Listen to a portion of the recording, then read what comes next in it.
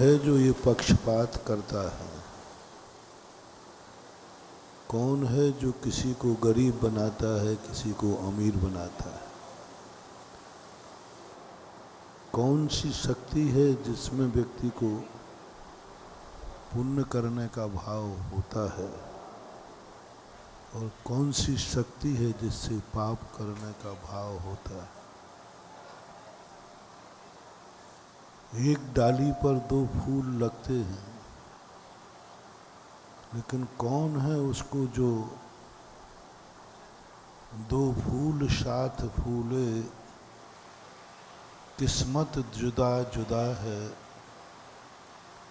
एक शीश पे चढ़ा है, एक धूल में पड़ा है। क्या है इस? एक व्यक्ति को एक माँ के दोनों बेटे हैं। एक बेटे को श्री राम ने गले लगा लिया और एक का गला उतार दिया, मार दिया। मंदोदरी ने यही प्रश्न किया था मर्यादा पुरुषोत्तम राम से कि हमने सुना है कि आप मर्यादा पुरुषोत्तम हैं, आप निष्पक्षपाती हैं, आप सबके साथ समान बुद्धि रखते हैं, लेकिन मैं या क्या देख रही हूँ कि एक बेटे को गले लगा रहे हो और एक का आपने गला उतार करके जमीन में लिटा दिया, मार दिया। ये पक्षपात आप क्यों करते हैं? तब आर्यपुत्र ने जवाब दिया कि हमारा देश कोई पक्षपात नहीं करता। हम लोग गुणों और अवगुणों को पहचानते हैं, अच्छे और बुरे आदमी को पहचानते हैं, जहर और अमृत की पहचान करते हैं, दिन रात का भेद जानते हैं, साधु और डाकू को पहचानते हैं। देवी, मैं आपसे पूछता हूँ, क्या कभी अमृत और जहर के साथ भी समानता का व्यवहार करना चाहिए? क्या अच्छे और बुरे आदमी से समानता का व्यवहार करना चाहिए? क्या दिन और रात में एक रूप देखना चाहिए? मंदोदरी कहती है कि नहीं। तो बस हमने वही किया है। एक भाई धर्मात्मा था, उसे गले लगा दिया, और एक भाई अधर्मी था, इसलिए गला उतार दिया। हमने भाइयों में पक्षपात नहीं किया है, हमने धर्म अधर्म का भेद किया है। और जब व्यक्ति धर्म धर्म का भेद करता है तो पक्षपात नहीं कहलाता। कल अपना प्रसंग चला था कि हर व्यक्ति की एक सबसे बड़ा वीक पॉइंट है, वो ऐसी दशा चाहता है जहां वो सब कुछ कर सके, सब कुछ कर सके। हर व्यक्ति की तमन्ना है। आप खुद अपने अपने अंदर चेतना में जाना। कल के प्रवचन ने लोगों को हिला दिया है, क्योंकि सबके लिए अंतर चेतना के लिए था, दूसरे के लिए नहीं था। तुम लोग गड़बड़ क्या करते हो? जब भी हम कोई प्रवचन देते हैं तो सोचते आज का प्रवचन फलाने चंद को था। है ना? ये बहुत बड़ी कमी है, समझ लेना। वो यहाँ जो व्यक्ति प्रवचन सुन करके ये भाव आ जाए कि आज का प्रवचन तो महाराज ने फलाने को लक्ष्य करके दिया है, आज तो फलाने की महाराज ने बिल्कुल उतार दी, समझ लेना तुम चम्मच के समान श्रोता हो।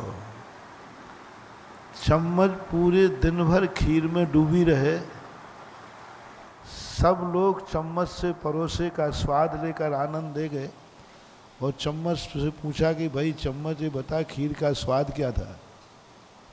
तो चम्मच कहती है मुझे तो स्वाद पता ही नहीं था, वो तो दूसरों को परोसना। ऐसा ही अपनी एक कमी होती है, हम सदा दूसरों की कमियां देखते हैं, हम सदा दूसरों की तरफ कहते हैं। और जब तुम्हें ये भाव आ जाए कि नहीं, आज गुरुदेव ने सारा प्रवचन मेरे लिए दिया है, समझ लेना तुम्हारा उद्धार हो गया। साधु का प्रवचन उस फोटो के समान होता है। कुछ फोटो इस एंगल से उतर जाती हैं कि उसको किसी भी कोने से देखो, हमेशा क्या लगता है ये फोटो मेरी तरफ देख रही। किसी भी एंगल से देखना, फोटो आप बीच में रख दीजिए, आप इधर देखोगे तो लगेगा फोटो मेरी तरफ देख रही है, इधर लगेगा मेरी तरफ देख रही है। जो व्यक्ति देखेगा उसको यही लगेगा ये फोटो मेरी तरफ देख रही है। समोषण में ऐसे ही होता है। भगवान का एक चमत्कार होता है, भगवान एक मुखी होते हैं और चारों तरफ लोग बैठे रहते हैं, चारों तरफ घेर के, और हर व्यक्ति कहता है भगवान मेरे सामने है, और भगवान एक है, पूरा मुख बैठते हैं भगवान। और पूरे चारों तरफ पीछे वाले भी लोग कहते, कौन कहता है महाराज पूरा मुखी बैठे हैं? महाराज तो मेरे सामने बैठे हैं भगवान। अब गोल राउंड में एक मुखी व्यक्ति चारों तरफ कैसे दिखता होगा? एक मुखी में बैठा हूँ, इधर वाले कह रहे हैं नहीं महाराज का मुख मेरी तरफ है, इधर वाले कह रहे हैं मेरी तरफ है, पीछे वाले कह रहे हैं नहीं महाराज मेरा मुख मेरी तरफ। चारों तरफ गोल राउंड में, चारों तरफ हर श्रावक को ऐसे लगता है भगवान बिल्कुल ठीक मेरे सामने 90 डिग्री पर बैठे हैं और मेरे लिए ही बोल रहे हैं। वहां दूसरे का प्रवचन दूसरे को सुनाई नहीं पड़ता है। हर व्यक्ति को लगता है आज महाराज ने मेरे ऊपर प्रवचन दिया है। मान लो आप 10 लोग बैठे हैं, एक सुनना चाहता है रामचंद्र जी की कथा, एक सुनना चाहता है श्री कृष्ण की कथा, एक सुनना चाहता है महावीर की कथा, एक सुनना चाहता है अपनी खुद की कथा, एक सुनना चाहता है कि दुनिया में क्या है। सबको अपनी अपनी, बाजू में बैठने वाला राम की कथा सुन रहा है, बाजू में बैठने वाला महावीर की कथा सुन रहा है। उसको राम की कथा सुनाई नहीं पड़ेगी और उसको महावीर की कथा सुनाई नहीं पड़ेगी। यानी असंख्यात जीव हैं समोषण के अंदर। प्रत्येक व्यक्ति को इंडिविजुअल प्रवचन होता है, व्यक्तिगत प्रवचन होता है, सार्वजनिक प्रवचन नहीं होता। गणधर परमेष्ठी को तुम्हारी इच्छित कथा सुनाई नहीं पड़ती। भगवान क्या बोल रहे हैं, उनका अभिप्राय क्या है, उनको वही पकड़ में आएगा। भगवान की दिव्य धुनी को वो पकड़ते हैं, वो द्वादशांग के बाहर नहीं जाएंगे। उनको वो सुनाई नहीं पड़ेगा कि तुमने कहा था कि भगवान बताओ अगले भाव में मैं क्या था, आगे क्या होऊंगा। गणधर परमेष्ठी को सुनाई नहीं पड़ेगा, वो व्यक्तिगत मामला है। जितनी वाणी खेती है, क्या गजब का अतिशय है। प्रत्येक व्यक्ति और अपनी अपनी भाषा में, अपनी अपनी भाषा में, इंग्लिश वाले को इंग्लिश में सुनाई पड़ेगा, कर्नाटक वाले को कर्नाटक में पड़ेगा, हिंदी वाले को हिंदी में, बुंदेलखंडी को बुंदेलखंडी में पड़ेगा। 8 महाभाषाएं और 700 लघु भाषाएं। इन भाषा में भगवान का उपदेश होता है और बाहर आके सब व्यक्ति विवाद में पड़ जाते हैं। आज महाराज जी भगवान ने राम की कथा सुनाई, वो कहता नहीं श्री कृष्ण की सुनाई, वो कहता नहीं महावीर की सुनाई। अब जितनों से पूछोगे, किसी ने जीव तत्व सुना है, किसी ने अजीब तत्व सुना है। कोई कहता आज महाराज ने जब जीव द्रव्य पर बोले हैं, कोई कहता आज महाराज अजीब द्रव्य पर बोले हैं, पुद्गल द्रव्य बोले, ऐसी महिमा होती है। इसलिए जब भी तुम प्रवचन में कभी जाओ तो आके एक मोटिवेशन ले लेना, कुछ भी सुनना, कुछ भी कान में आवे तुरंत यही सुनना, ये सब मेरे लिए कहा गया है। पड़ोसी का नाम लेकर के भी कहा जाए, मान लीजिए मैं किसी का नाम लेके कहूं ये बात मैं तुम फलाने चंद से कह रहा हूं, तो तुम क्या समझना कि नहीं, नाम भली फलाने चंद का किया है लेकिन विषय तो मेरे लिए कहा है। कभी कभी बहू को डांटने के लिए बिटिया को डांटा जाता है, क्योंकि बहू को डांटे तो झगड़ा हो जाए तो बेटी को डांट दे, तूने ऐसा क्यों किया, ऐसा होता है। पुलिस वाले करते हैं ऐसा, बाहर अपराधी बैठा और अंदर एक पुलिस वाला दूसरे पुलिस वालों को खूब मारता है, मारता फाड़ता कुछ नहीं, वो खूब चिल्लाता है, बोल क्या किया था, और थोड़ा बहुत चिल्लाने के बाद हाँ साहब मैंने किया था, वो वहाँ कोई पिटाई मिटाई कुछ नहीं हो रही है, वो तो बाहर वाले को हैदस दिलाया जा रहा है कि देख भाई तू ऐसा नहीं करेगा तो तेरी पिटाई। कभी कभी प्रवचनों में भी ऐसा होता है, निशाना कहीं लगाना है, निशाना कहीं लग रहा है। यदि पर्टिकुलर भी प्रवचन हो रहा हो किसी के ऊपर, तो भी महानुभाव मेरा आपसे कहना है तो उससे भी शिक्षा लेना, भली उससे कहा जा रहा है लेकिन ये बात मेरे पर लागू होती है, ये दोष मेरे में भी है, उसी को क्यों कहा जा रहा है, मैं भी तो उसी दोष का भागी हूं, मुझे भी तो अपना कल्याण करना है, ये बात तो मुझे भी स्वीकार करना है, उसी से क्यों।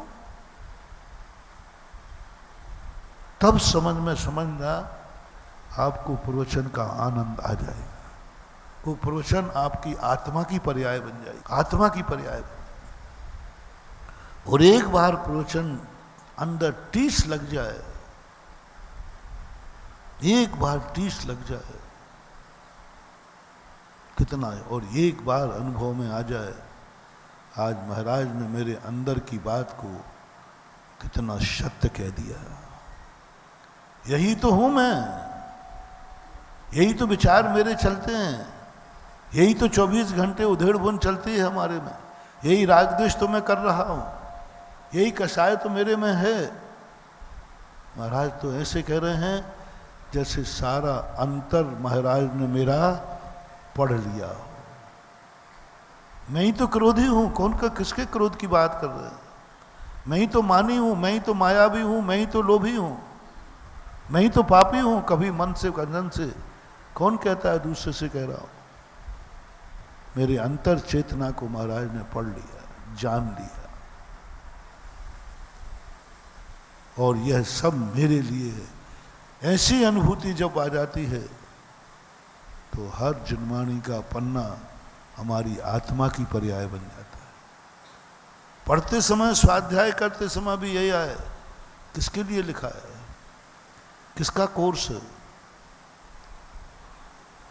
कई लोग कहते महाराज शास्त्रों की बातें मुझे समझ में नहीं आती, आ जाएंगे, मुझे याद नहीं होता, हो जाएगा, पढ़ने में मन नहीं लगता, लग जाएगा। बस एक चीज तुम्हें करना है, ये मेरे लिए लिखा गया है और मेरा कोर्स है। बच्चे लोग बोलो, पहले दिन जब आप क्लास में जाते हैं और जब क्लास में किताबों का ढेर दिखता है, हर पन्ना कठिन दिखता है कि नहीं, बोल बाबू, हैं कठिन दिखता है, ये किताब इतनी बड़ी किताब, इतना पढ़ना पड़ेगा। तुरंत मास्टर कहता है गुरुजी ये तुम्हारे कोर्स में है, तुम्हें पढ़ना है, इसके बिना पास नहीं हो सकते, पास नहीं हो सकते तो जिंदगी में सुखी नहीं हो सकते। बस ये डर जैसे बैठा रहा, तुम पढ़ोगे नहीं, पास नहीं होगे, पास नहीं होगे तो पूरी जिंदगी भर रोना पड़ेगा, 1 साल पढ़ लो, जिंदगी सुखी पाओगे। बस तुरंत मन से कहता है वो विद्यार्थी, हे मन गड़बड़ मत कर, कोर्स में है ये, मेरे कोर्स में है, और मेरे कोर्स में है तो मुझे पढ़ना पड़ेगा। बस ये भाव से आप किताब पढ़ना शुरू कर देना। पूरी किताब पढ़ने के बाद कहोगे इतनी सरल किताब थी ये तो। जिसको कठिन कह रहे थे, स्वाध्याय करते समय भी ये सोचना चाहिए आचार्यों ने किसके लिए लिखा है। उन्होंने अपने लिए नहीं, किसके लिए लिखा है? कह दो महाराज आपके लिए लिखा है, आप कभी नहीं पढ़ पाओगे, आपको कुछ भी समझ में नहीं आएगा, क्योंकि आपके पहले ही धारणा बन गई ये किताब महाराज जी के लिए लिखी गई है, मेरे कोर्स में है ही नहीं, महाराज के कोर्स में है। अब तुम्हारा मन नहीं लगेगा।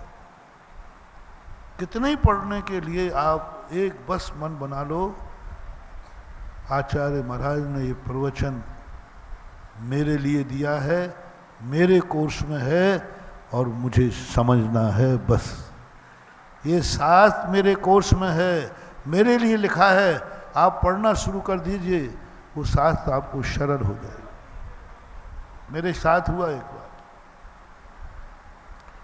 एक ग्रंथ है पूज्यवर विद्यानंद जी महाराज ने लिखा है श्लोक वार्तिक, बहुत कठिन ग्रंथ है, बहुत कठिन ग्रंथ, दार्शनिक ग्रंथ है। उसको देखते ही सब लोग नमोस्तु कर लेते हैं, कोई उठाता नहीं, पढ़ते ही नहीं कोई, स्वाध्याय की गद्दी से बाहर हो गया, कोई नहीं पढ़ता। सैकड़ों सालों से हमने सब लोगों से पूछा, कोई नहीं पढ़ता। ऐसा ग्रंथ है। कुछ ग्रंथ ऐसे हैं, अष्टसहस्री, अष्टशती, श्लोक वार्तिक, ग्रस्त तो पढ़ते ही नहीं उसको। तो मैंने भी वो धारणा बनी हुई थी कि ये ग्रंथ कठिन है, तो एक दिन लाइब्रेरी मिला तो हमने भी नमोस्तु कर लिया। मैंने कहा ये अपने बस की बात नहीं है। जैसे ही मैंने उसको नमोस्तु करके बाहर किया, नहीं ये कैसा कठिन है, अपने बस की बात नहीं है, बड़े बड़े महाराजों को लिखा गया है, बड़े बड़े विद्वानों को लिखा गया, अपने बस की बात नहीं। तो ऐसे ही पता नहीं क्या हुआ, कुछ कभी कभी ऐसा आभास हो जाता है, एकदम मानो पूज्यवर विद्यानंद जी महाराज सिरे आ गए। उन्होंने क्या कहा, ये कोसाय, ये जो तो श्लोक वार्तिक है किसके लिए लिखा? मैंने तुझे ही लिखा था। एकदम मन में भाव आ रहा है, जैसे नमोस्तु किया तो मन में भाव आया। कहते हैं पूज्यवर मैंने तुझे ही लिखा था, और कान खोल के सुन ले, ये तेरे कोर्स में है, पढ़ ले तो ठीक, नहीं पढ़े तो तेरी मर्जी, पढ़े तो कर। ये 3 बार मेरे मन में बात गूंजी, मैंने तेरे लिए लिखा था, तेरे कोर्स में है, अब नहीं पढ़ना है तो तेरी मर्जी। मैंने मना कर दिया था कि इसको मैं नहीं पढ़ूंगा, छुल्लक जी से भी कह दिया था, दोनों से, अपन को नहीं पढ़ना, ये कठिन है। तुरंत जो भाव आया तो फिर मैंने कहा नहीं। बोले महाराज जी आप तो बोल रहे थे कि ये कठिन है। बोले नहीं, ये मेरे लिए लिखा गया है और मेरे कोर्स में है।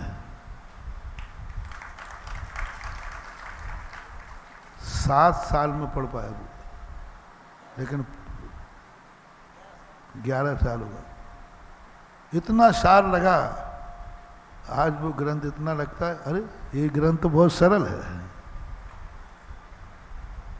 बहुत सरल है। जब तक हम पर को मानते रहेंगे हमें हर विषय कठिन लगेगा, हर विषय में हमारी रुचि नहीं आएगी।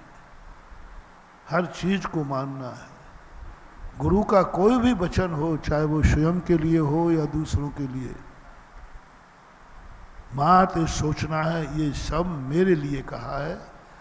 आज मेरे में दोष नहीं है, कल रहा होगा। कल ये दोष नहीं था, आज नहीं है, कल ये दोष आ सकता है कि नहीं आ सकता? आज गुस्सा नहीं आ रहा तो कल भी नहीं आएगा।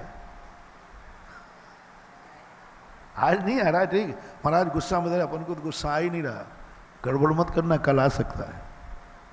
रख लो इस वचन को ध्यान में कि क्रोध करने से क्या हानि गुरु ने बताई थी, आज नहीं आया कल आ सकता है, निमित्त आ सकता है। कोई जरूरी नहीं कि आज हम क्रोध से रहित हैं तो कल भी क्रोध से रहित हो जाए। कोई जरूरी नहीं कि आज हम धर्मात्मा हैं कल भी धर्मात्मा रहें। कोई जरूरी नहीं कि आज हम मुनि हैं तो कल भी रहेंगे। कोई जरूरी नहीं कि आज तुम मंदिर आ रहे हो तो कल भी आओगे। कल प्रश्न आया था ना शाम को, 11वें गुण स्थान में लीन रहने वाले महामुनिराज शुद्ध उपयोगी अर्ध पुद्गल परावर्तन काल तक संसार में भटक सकते हैं। 11वें गुण स्थान से गिरकर सीधे नरक और निगोद जा सकते हैं। 11वें गुण स्थान शुद्ध उपयोगी महाराज होते यथाख्याचारित। आज वो यथाख्याचारित में लीन हैं और कल वो जाकर के निगोद में जाके पहुंच गए। इसलिए कोई भरोसा नहीं, आज तुम अच्छे हो कल भी अच्छे रहोगे मत समझ। और ये भी समझना आज तुम बुरे हो कल भी बुरे रहोगे, ये भी मत समझना। अंजन चोर जैसे पापी एक अंतर मुहूर्त में निरंजन सिद्ध परमेष्टि बन गए। एक अंतर मुहूर्त में गुरु बैठे रह गए। अंजन चोर दीक्षा स्थल से ही मोक्ष चला गया, दीक्षा लेते। इतना गंदा आदमी, इतना चोर, प्रातः सूर्य किरण के निकलते ही सिद्धत्व को प्राप्त हो। इसलिए आप लोगों को ना तो बुरे का ना अच्छे का, अच्छे व्यक्ति को देखो तो ये मत सोचना मैं तो बहुत बुरा आदमी हूँ, अच्छी बात है क्या करूँगा, महाराज के पास जाके क्या करूँगा, महाराज तो बहुत पवित्र हैं, पावन हैं, बहुत अच्छे हैं, हम तो गंदे हैं, अपन से तो इतनी साधना बनती नहीं, क्या करूँगा महाराज जाकर, मुझे तो भगवान बनना नहीं है, फिर मंदिर जाके क्या करूँगा, क्या करूँगा, क्या करूँगा। रात्रि भोजन की बातें सुन करके मैं तो रात्रि भोजन छोड़ ही नहीं पाऊँगा, बहुत लोगों की धारणा है। प्रवचन में जाके क्या करूँगा, क्योंकि अपन को कोई नियम तो लेना नहीं है। महाराज कितने ही कहें मुझे कुछ भी ग्रहण करना ही नहीं। एक दिन प्रवचन में कहा था मैं कि तुम्हें कुछ भी ग्रहण नहीं करना, कोई धर्मात्मा नहीं बनना, कुछ भी नहीं करना। फिर काहे को महाराज प्रवचन सुने, काहे को मंदिर जाएं। हम तो महाराज शराबी हैं, हम तो जुआड़ी हैं, हम तो पापी हैं और निकट भविष्य में छोड़ने की भी कोई उम्मीद नहीं है, क्योंकि शराब इतनी आदत पड़ गई है कि अब छूटने वाली, अब तो मर के ही छूटेगी। अब मेरे सारे पापों से मैं लिप्त हूँ, मैं कभी अपने पापों को छोड़ ही नहीं पाऊंगा महाराज, फिर क्यों मंदिर जाऊं।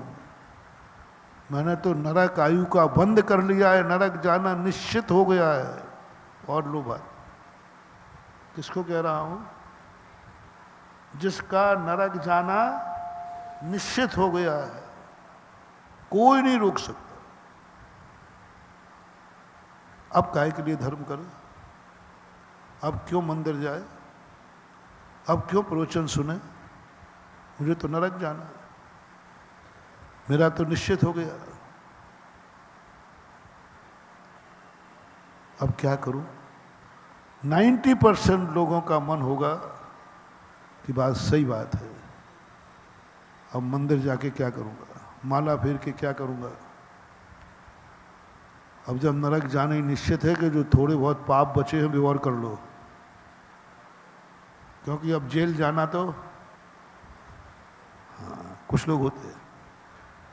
अब एक को मैंने मर्डर कर दिया तो जेल होना ही है, आजीवन कारावास या फांसी। तो अब तुम्हारा मन क्या होगा, एक का मर्डर कर दिया तुमने, केस चल गया, तुम्हें पक्का मालूम है कि आजीवन कारावास या फांसी होगी, पक्का है, कोई टाल नहीं सकता। तो तुम्हारा मन क्या कहेगा, अब जब जा नहीं है तो वे 2-4 और हैं, उनको और निपटा दो। जब जाना ही निश्चित है तो वो 2-4 से झगड़ा और चल रहा है, उनको भी निपटा दो। एक की सजा जो मिलेगी वो 10 की सजा मिल जाएगी। एक मुझे जेल भेजेगा तो 10 की मिल जाएगी। अब जाना तो ही, फांसी तो लगनी है। ठीक बोल रहा हूं ना? फांसी तो लगना ही है, चाहे एक का मर्डर कर लग रहे कि 10 का मर्डर लगे। इसलिए 10 को निपटा के फांसी पे चढ़ूंगा ना, एक व्यक्ति। अंतर समझना, बहुत टिपिकल प्रश्न दिया है। एक व्यक्ति को मारने पर फांसी निश्चित हो चुकी है, तो क्यों ना 10 को मार करके भी फांसी लगेगी। फांसी से बड़ा कोई सजा तो है नहीं। तो आपका प्रस्ताव क्या है? वो सही है सोच कि गलत है? 90% अपनी तरफ से पूछो तो वो सही है। ये इतना गलत है, इतना गलत है नैतिक दृष्टि से।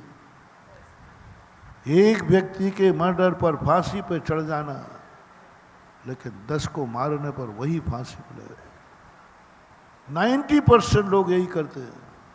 हम तो पापी हैं, अब पाप और कर लो। एक व्यक्ति ने कहा कि महाराज मेरे आलू का त्याग था, तो मैंने कही और खा लिया मैंने। फिर क्या किया? फिर मैंने सोचा कि एक गिलास तो खा ही लिया, अब जी भर के खा लो। अब खा तो लिया ही है, प्रायश्चित तो लेना ही पड़ेगा। अब जैसा एक गिलास का मिलेगा ऐसा पूरा मिलेगा। खा तो लिया ही। अब रात्रि हो गई थी, रात में पता चला गिलास खा लिया, अरे त्यागी हुई वस्तु खाने में आ गई। अब खा ही ली है तो थोड़ा अच्छे से खा लो, जम के खा लो। ये सोच तुम्हारा बहुत खतरनाक है, बहुत खतरनाक। त्याग करते समय दूसरा सोच आपका बनता है। एक व्यक्ति स्मोकिंग करता, उससे कहा कि भाई तो स्मोकिंग छोड़ दे, सिगरेट पीना। वो कहता महाराज जी आप मेरे गुरु हैं, आपकी आज्ञा तो टालूंगा नहीं। बहुत भक्त था, उसकी हिम्मत नहीं कि वो आज्ञा को टाल देवे।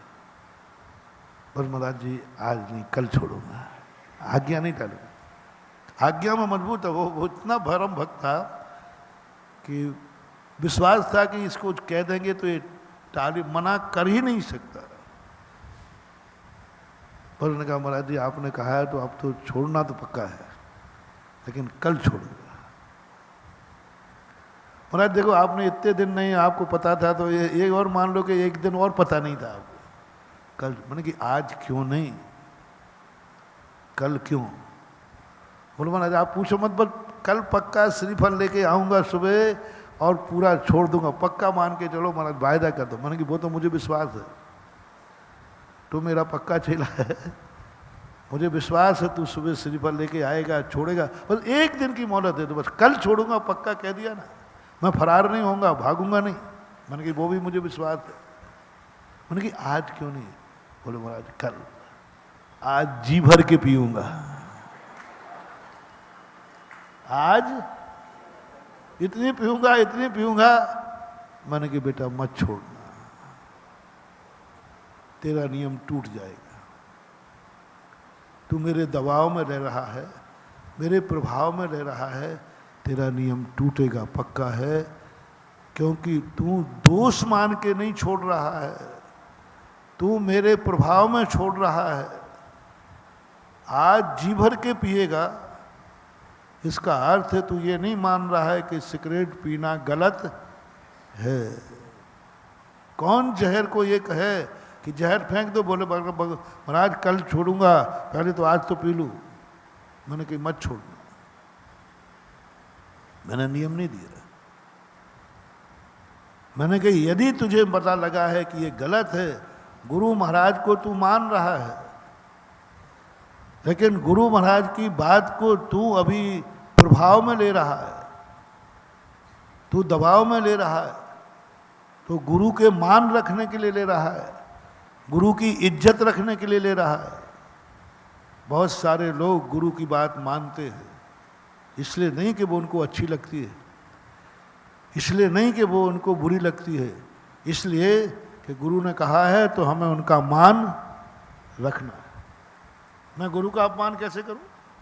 अच्छी और बुरी दोनों बातों में। मैंने कहा कल से अभिषेक करने आना है, कैसे मना कर देता था? गुरु की इज्जत का सवाल था। गुरु के वचनों को नीचे कैसे गिरने दूंगा? वो नियम टूट जाएगा। ऐसा होता है कि नहीं? तुम्हारे घर में भी होता है।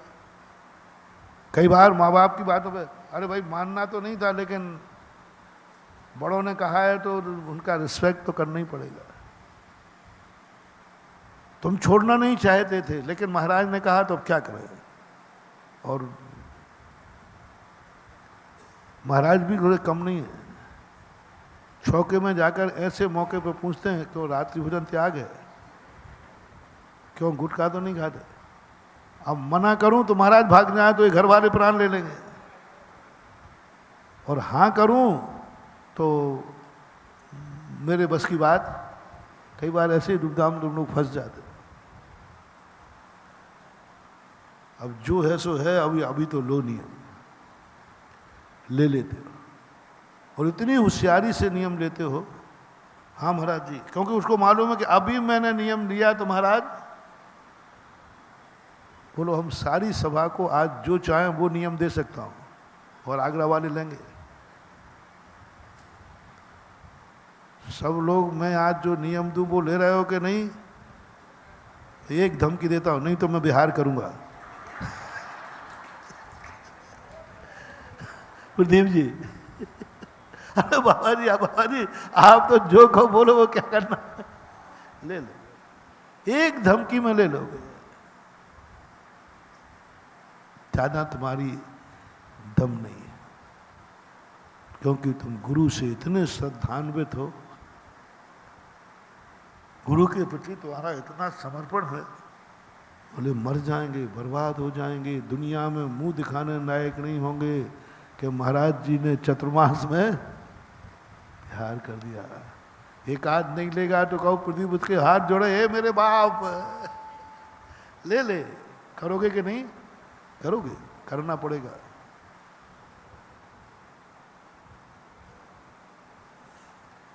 मजा नहीं आया। धमकी दिला करके मैंने तुम्हें व्रत दिया, व्रत का मजा नहीं आएगा, व्रत टूटेगा। उसने भी चौके में नियम ले लिया कि मैं रात्रि भोजन त्यागता। मैंने कहा कब तक? तो उसने कह दिया, क्या कहा मुझे पता नहीं, मैंने सुना जन्म पर्यंत। मैं खुश हो गया। एक छोटा सा बच्चा जन्म पर्यंत रात्रि भोजन त्याग करे, और मैं बड़ा खुश हो गया। मैंने फिर उसी से हार लिया पूरा। कहाँ इतनी उम्र में जन्म पर्यंत छोड़ दिया, बड़ा खुश हो गया। बिहार हुआ, बिहार में वो रात में खाते पाया गया। लोगों ने कहा महाराज जी ये रात में खा रहा था। मैंने कहा तूने तो जन्म पर्यंत लिया था। बोले महाराज आप ऊंचा सुनते हो गया। मैंने क्या बात हो गई? मैंने गमन पर्यंत कहा था।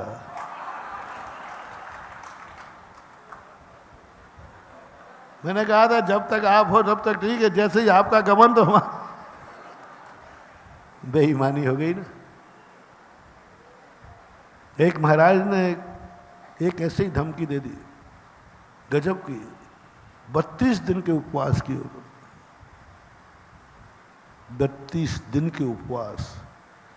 6 दिन में 1 दिन छाछ लेते थे, बस 1-2 गिलास को छाछ, कुछ नहीं। 32 दिन के उपवास। 32 दिन के बाद जब उनकी पारणा की बात आई, वो 16 कारण होते ना, पारणा की बात आई तो उन्होंने नियम ले लिया कि जो कोई मुनि दीक्षा लेगा तो मैं पारणा को उठूंगा। अब कोई छोटा मोटा नियम हो, कोई दान फान की बात हो तो भैया चलो कर दे। छोटे मोटे कोई व्रत नियम हो तो उन्होंने मुनि दीक्षा कोई हंसी मजाक थोड़ी। 2 दिन हो गए, 32 से 34 दिन हो गए, 35 दिन हो गए, मुनि दीक्षा लो तो बात बनेगी। उनका नियम यही था कि कोई मुनि दीक्षा लेगा तो मैं आहार ग्रहण करूंगा। पूरा नगर घबरा गया। 32, 35, 34 दिन हो गए, कहाँ तक चलेगा, मरना निश्चित है। और क्या होगा दुनिया का। और साधु इस तरीके से मरेगा तो कभी देवता नहीं हुआ, बनेगा तो भूत बनेगा, वो सारे नगर को परेशान और करेगा, क्योंकि मजबूरी में मर रहा है।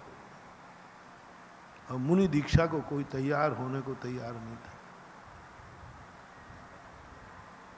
पहले वो तो पूज्य गुरुदेव आचार्य विद्यासागर महाराज की विशेषता है कि जितने मुनि बनाना चाहो तो एक दिन में बन जाएंगे। आज आचार्य श्री ठान ले में कि आज मुझे 100 मुनि दीक्षा देना है, तो आचार्य के पास 100 मुनि खड़े हुए हैं दीक्षा लेने को। 100 एक साथ लाइन में लगे। लेकिन वो उस समय की घटना है जब पूज्यवर यहाँ पर नहीं थे, पहले की घटना।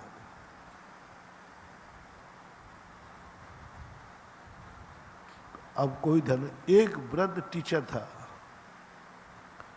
उसने कहा कि नगर में मुनि की हत्या का दोष तो लगेगा और मुनि मरेगा तो गड़बड़ हो जाएगा। उसने जाके श्रीफल चढ़ा दिया। अब जैसे केस लॉन्च की बारी आई, चिल्ला पड़ा बेचारा, रो पड़ा, क्योंकि बैराग तो था नहीं। बैराग के बिना तुम्हारे 2 बाल कोई खींच देवे तो झगड़ा हो जाए। अब जैसे बाल के केस लॉन्च करें, आंसू आ गए उसको। अब लेकिन दीक्षा लेना है, महाराज को बचाना है, महाराज को बचाना। बहुत सीधा साधा महाराज मिल गया हूं। ऐसे महाराज से फेरा पड़े आगरा का तो फिर मजा आवे बेटा।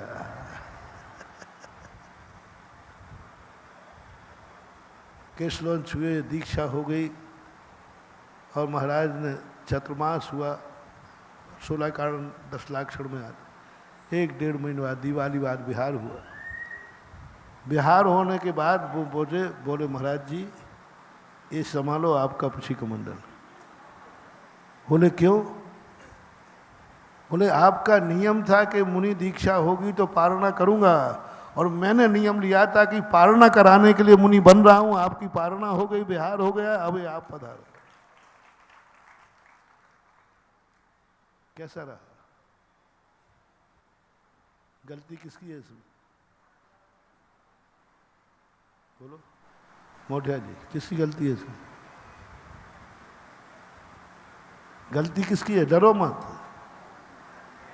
महाराज की गलती है। 100% महाराज की गलती है।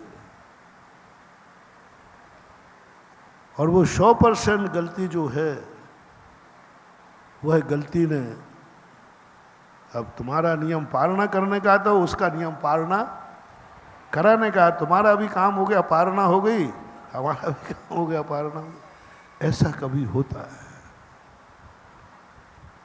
महानुभाव? ये सारे के सारे नियम कहीं ना कहीं से तुम्हें विचलित करेंगे। इसलिए महाराज ने कहा है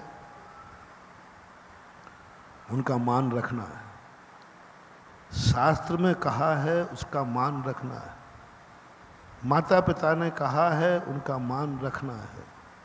क्या मानना है? जो ये कह रहे हैं मेरे लिए हितकारी है। क्या शब्द करना? कहोगे तो नियम तो महाराज के कहने ही पे लोगे। महाराज नहीं कहेंगे तो आपको नियम लेने का भाव ही नहीं आएगा कि तुम तो कुछ जानते हो नहीं, मेरे कहने ही पे लोगे। लेकिन इसलिए नहीं लेना कि मुझे महाराज का मान रखना है,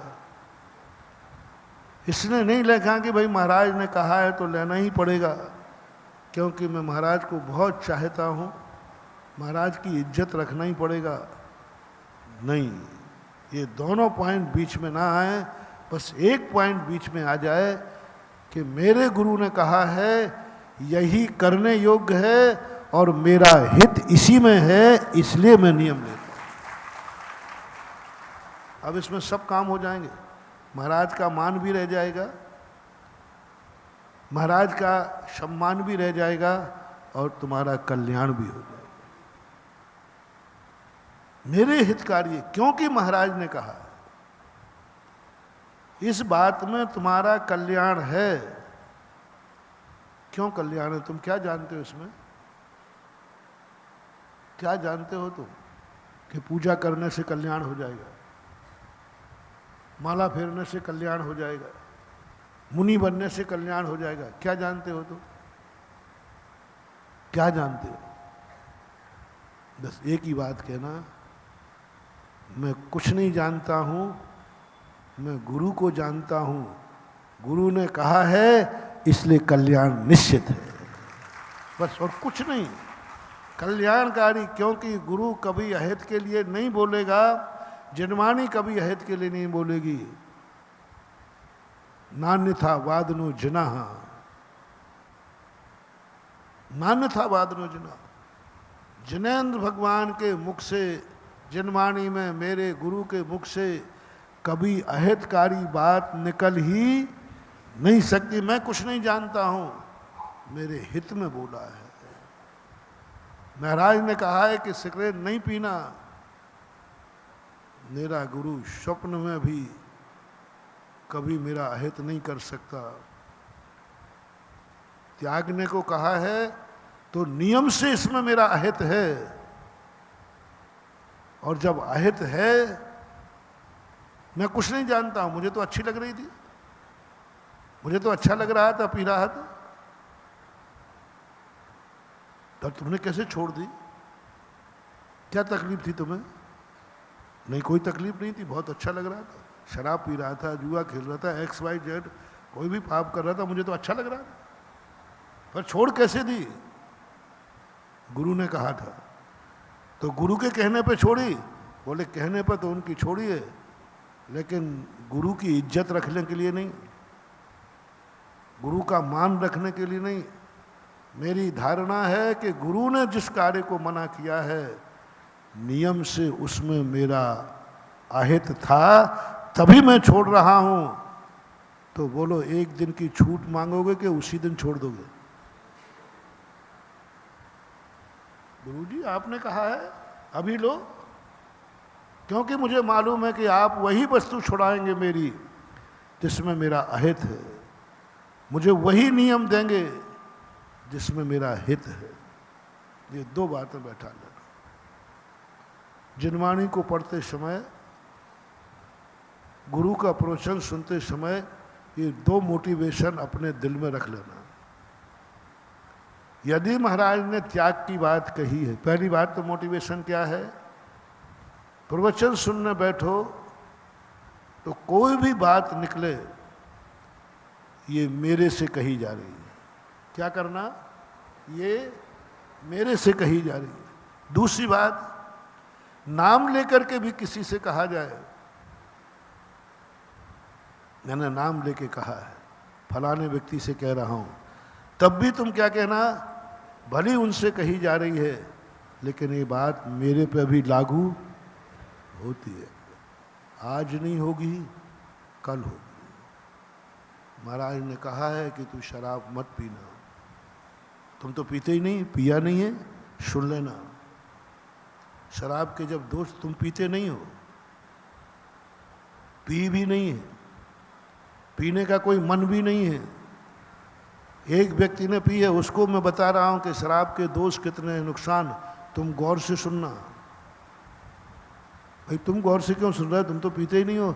बोले आज नहीं पीता हूं, कल आ सकती है आदत। जिंदगी भर छना पानी पीने वाले अंत में गड़बड़ हो जाता है। जिंदगी भर आलू नहीं खाने पाले, बुढ़ापे में बच्चे के हाथ का जूठा आलू चिप्स छुड़ा के खा जाते हैं। आ सकती है कल दशा। गौर से सुनो। पूज्यवर बसुनंदी महाराज हमको मूलाचार लिख रहे थे। मूलाचार में नरकों का वर्णन कर रहे थे, नरकों के कारण का वर्णन कर रहे थे, त्रियंशों का वर्णन कर रहे थे, त्रियंश गति का वर्णन कर रहे थे। शिष्य ने पूछा कि गुरुदेव हम तो मोक्ष मार्गी हैं, मुनि महाराज हैं, हमें तो मोक्ष जाना है, ये नरकों के रास्ते क्यों बता रहे हो? ऐसा करने से व्यक्ति नरक जाता है, ऐसा करने से तुरंत, हमें लेना देना क्या है इससे, हम तो मोक्ष मार्ग पर चल चुके। बोले नहीं, सुनो, गौर से सुनो, अतीत में तुम इन्हीं रास्तों से आए हो और नहीं आए हो तो सावधान, 11वें गुण स्थान वर्ती मुनिराज भी इन रास्तों में आ सकते हैं, कल आ सकते हो, सावधान रहना, भूल मत जाना, कल गड़बड़ हो सकता है। रामचंद्र जी जब अध्ययन करने गए, उनको ऐसी पढ़ाई पढ़ाई जा रही है, मतलब ही नहीं। बोले जाओ लकड़ी बीन कर लाओ, जाओ कंडे बनाना सीखो, चाय मटके बनाना सीखो, कपड़े बनाना सीखो। क्या सिखा रहे? लक्ष्मण कहते हैं तमाशा, राजपुत्र हैं हम, राजपुत्र, तलवार चलाना सिखाओ, राजनीति सिखाओ, कूटनीति सिखाओ, युद्ध नीति सिखाओ, ये क्या सिखा रहे हो आप? रणवास की तैयारी करा रहे हो कि वनवास की? लक्ष्मण ने कह दिया गुरुदेव हम राजपुत्र हैं, हमें राजगद्दी की तैयारी। हम एक बहुत बड़े अमीर से कहें कि देखो मजदूरी करना सीख लो, कैसा लगेगा? मजदूरी कैसे की जाती है? देखो कम खर्चे में, कम आमदनी में जिंदगी कैसे गुजारी जाती है। वही वाली बात परसों, 1800 रुपये में कैसे गुजारा करना कि तुम रोटी सब्जी घी, त्योहार पर पकवान, और मुनि महाराज आ जाएं तो उनको भी चौका, और बच्चे को भी बाहर पढ़ाना कितने में? अब ये उपदेश हम पीएनसी वाले को दे रहे हैं, प्रदीप जी को।